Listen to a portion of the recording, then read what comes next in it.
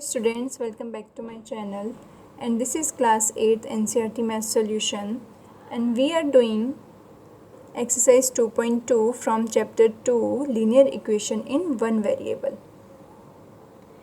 We have already done the questions from 1 to 8 in our previous videos,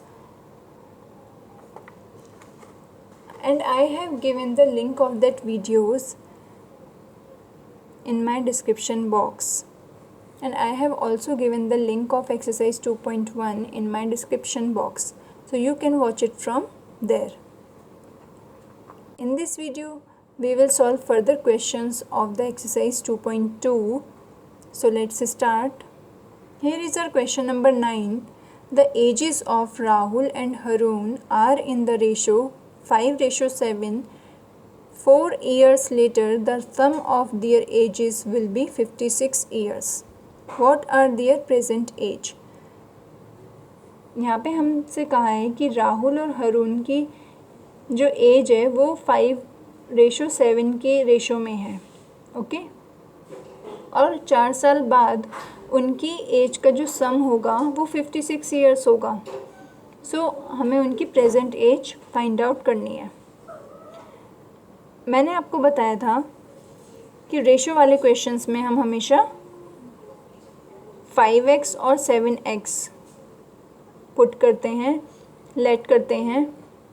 हम इसको simply 5 और 7 नहीं लिख सकते. हम ये नहीं बोल सकते कि राहुल की एज 5 ईयर्स है एंड हरून की 7 ईयर्स है. रेशो का मतलब ये होता है कि उनके बीच में इतने का रेशो है, ठीक है. सो let's see the solution of this question. Let their present age be 5x and 7x.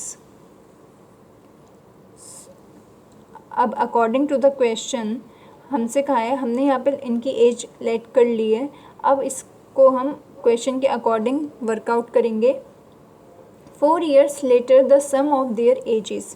4 years later means 4 साल के बाद उनकी जो एज का सम होगा वो 56 होगा. अब 4 साल बाद हमें निकालना है. ये तो उनकी प्रेजेंट एज है.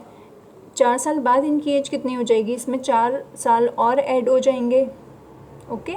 सो वही हम यहाँ पे कर देंगे. यहाँ पे हम 5x + 4 कर देंगे और यहाँ पे 7x + 4. दोनों की एज में हमने 4 साल ऐड कर दिए.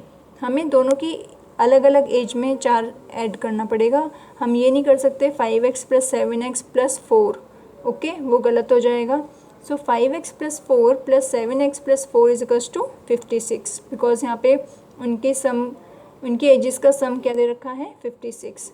सो सम हमने यहाँ पे कर दिया उनकी एजेस का after 4 years. So this is the equation of this question. Now we have to solve this equation. So 5x + 7x is what? 12x. 4 + 4 8 = 56. 8 यहाँ पे प्लस में, इधर जाके माइनस में हो जाएगा. सो 56 - 8 हो जाएगा 48.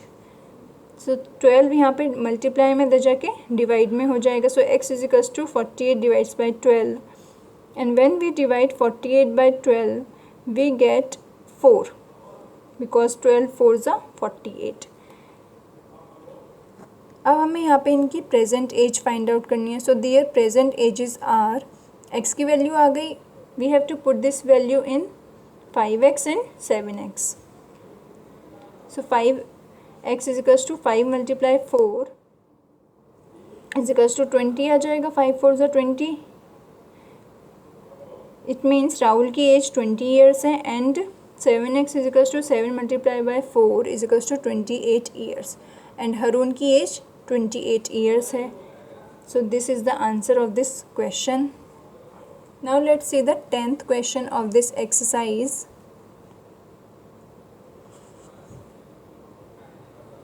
The number of boys and girls in a class are in the ratio 7:5. The number of boys is 8 more than the number of girls. What is the total class strength?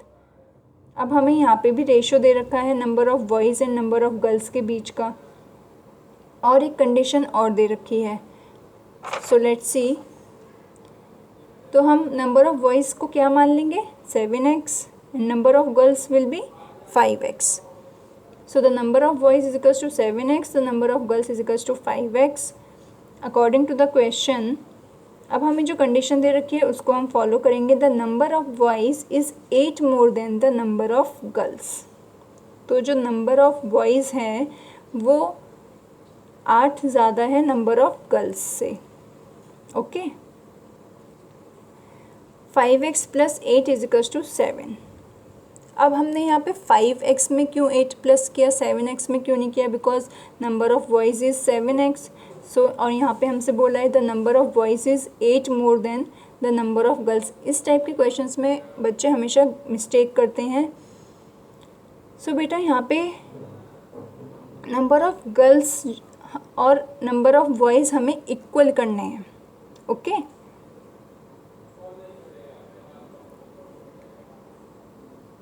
So equal करने के लिए हम क्या करेंगे? जो कम है उसी में तो ऐड करेंगे. सो 5x + 8 ही तो करेंगे, तभी तो नंबर ऑफ बॉयज़ के बराबर इक्वल होगा. वही हमसे इसमें कहा है the number of boys is 8 more than the number of girls. तो जो गर्ल्स के नंबर हैं उसमें 8 अगर हम ज़्यादा कर देंगे तो वो नंबर ऑफ बॉयज़ आ जाएंगे. ओके. सो वही हमने यहाँ पे किया है. 5x + 8 is equals to 7x is the equation of this question. We have to solve this equation. अब हम यहाँ पे या तो 5x - 7x कर सकते हैं. 7x को इधर ले जाएं और 8 को इधर ले जाएं. ठीक है, वो भी हम कर सकते हैं. पर यहाँ पे हम 5x को इधर ले आएंगे सीधा सीधा, वो ज़्यादा इजी रहेगा बिकॉज उसमें फिर आप लोग साइन की गड़बड़ी कर दोगे. सो हमने यहाँ पे 5x को इधर लेके आ गए हैं और इसको हम इस तरीके से भी लिख सकते हैं 7x - 5x is equals to 8.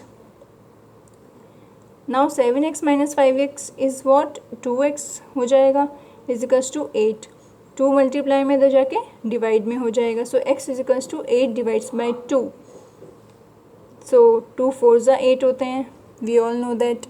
So x की वैल्यू क्या आ गई? 4. ये x की वैल्यू हमें पुट करनी है यहाँ पे और यहाँ पे. ठीक है. The number of boys is equals to 7.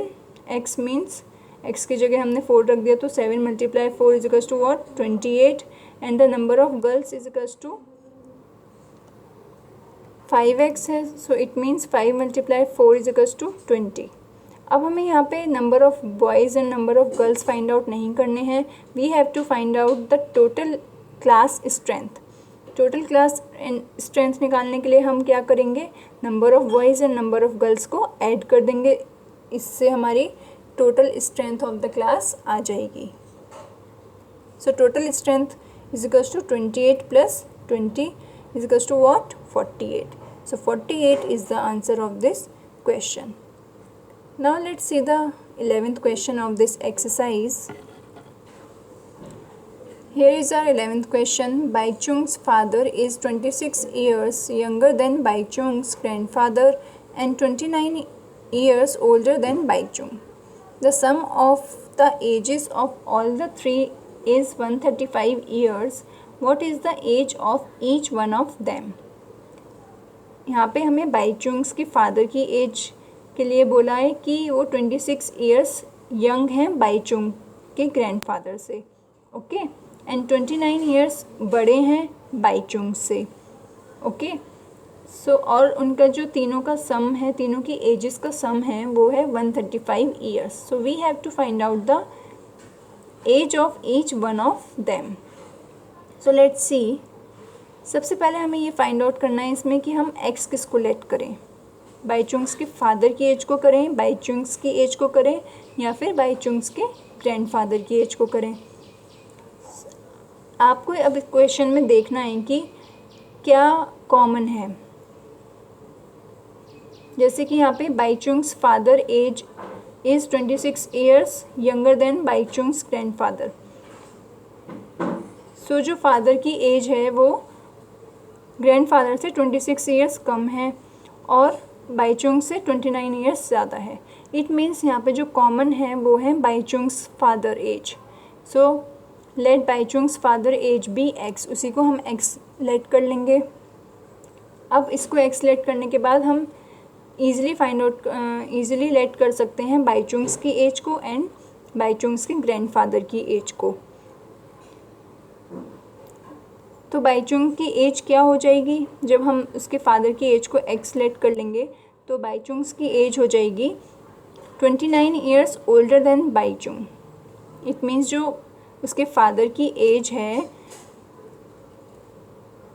उससे 29 ईयर्स कम है बाईचुंग की एज। सो कम है तो मीन्स हम 29 माइनस कर देंगे, ठीक है। तो बाईचुंग्स की एज क्या हो जाएगी, x माइनस 29। और बाईचुंग्स के ग्रैंडफादर की एज क्या हो जाएगी फिर, x प्लस 26, बिकॉज जो ग्रैंडफादर हैं वो फादर से बड़े ही तो होंगे, और हमें क्वेश्चन में भी कहा है कि 26 year younger than Bhaichung's grandfather,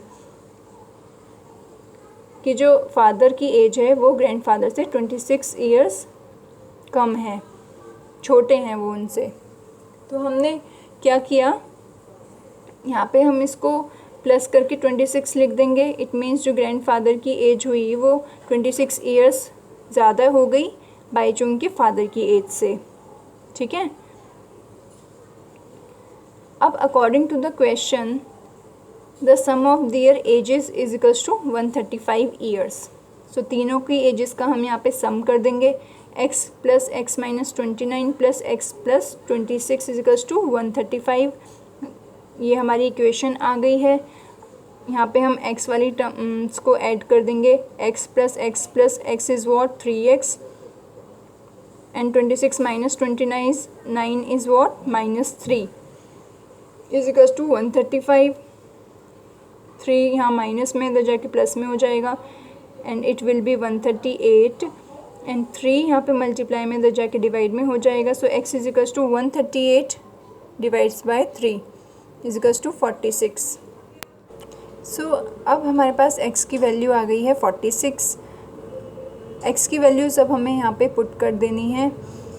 सो बाईचुंग के फादर की एज कितनी हो जाएगी 46, बिकॉज यहाँ पे हमने उनको x माना था। बाईचुंग्स की एज कितनी हो जाएगी x minus 29, it means 46 minus 29 is equals to 17। And Bhaichung के ग्रैंडफादर की एज हो जाएगी x plus 26, it means 46 plus 26 is equals to 72।